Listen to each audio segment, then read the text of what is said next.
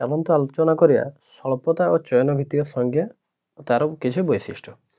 Professor ନିଓଲେନ୍ସ ରବିନ୍ସଙ୍କ ମତରେ ଅର୍ଥଶାସ୍ତ୍ର ହେଉଛି ଏପରି ଏକ ବିଜ୍ଞାନ ଯାହା ଅସୀମ ଅଭାବ ଓ ବିକଳ୍ପ ବ୍ୟବହାରକ୍ଷମ ସୀମିତ ସମ୍ବଳ ମଧ୍ୟରେ ଥିବା ସମ୍ପର୍କ ପରିପ୍ରେକ୍ଷୀରେ ମନୁଷ୍ୟର ଆଚରଣକୁ ଅଧ୍ୟୟନ କରିଥାଏ। ତାଙ୍କ ରଚିତ ପୁସ୍ତକ ମାନେ ପ୍ରଫେସର ନିଓଲେନ୍ସ ରବିନ୍ସଙ୍କ ରଚିତ ପୁସ୍ତକ ହେଉଛି nature and significance of economic science.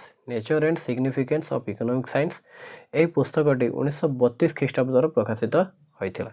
ତାଙ୍କ ରଚିତ ପୁସ୍ତକ nature and significance of economic science, ଯେଉଁଟାକି 1932 ଖ୍ରୀଷ୍ଟାବ୍ଦରେ ପ୍ରକାଶିତ ହୋଇଥିଲା। ତାଙ୍କର ଏଥିରେ କିଛି ବୈଶିଷ୍ଟ୍ୟ ଉଲ୍ଲେଖ କରାଯାଇଛି। ବୈଶିଷ୍ଟ୍ୟ ଗୁଡ଼ିକ ହେଉଛି, ପ୍ରଥମ ବୈଶିଷ୍ଟ୍ୟ ହେଉଛି ମାନବିକ ଅଭାବ ଅସୀମ ଅଟେ। ଦ୍ୱିତୀୟ ବୈଶିଷ୍ଟ୍ୟ, ଆମ ପାଖରେ ସୀମିତ ପରିମାଣ ସମ୍ବଳ ଥାଏ, ମଣିଷ ପାଖରେ ସୀମିତ ପରିମାଣ ସମ୍ବଳ ଥାଏ। ତୃତୀୟ ବୈଶିଷ୍ଟ୍ୟ ହେଉଛି ସମ୍ବଳ ସବୁ ବିକଳ୍ପ ବ୍ୟବହାରକ୍ଷମ ହୋଇଥାନ୍ତି, ଅର୍ଥାତ୍ ସମ୍ବଳ ସବୁ ବିକଳ୍ପ ବ୍ୟବହାରକ୍ଷମ ହୋଇଥାନ୍ତି। ଚତୁର୍ଥ ବୈଶିଷ୍ଟ୍ୟ ହେଉଛି ସମସ୍ତ ଅଭାବ ସମ ଗୁରୁତ୍ୱପୂର୍ଣ୍ଣ ନୁହେଁ, ସମସ୍ତ ଅଭାବ ସମ ଗୁରୁତ୍ୱପୂର୍ଣ୍ଣ ନୁହେଁ।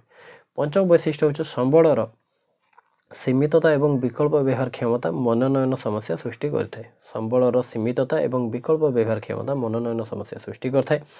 ମନୋନୟନ ସମସ୍ୟା ହିଁ ଅର୍ଥନୈତିକ ସମସ୍ୟାର କେନ୍ଦ୍ରବିନ୍ଦୁ।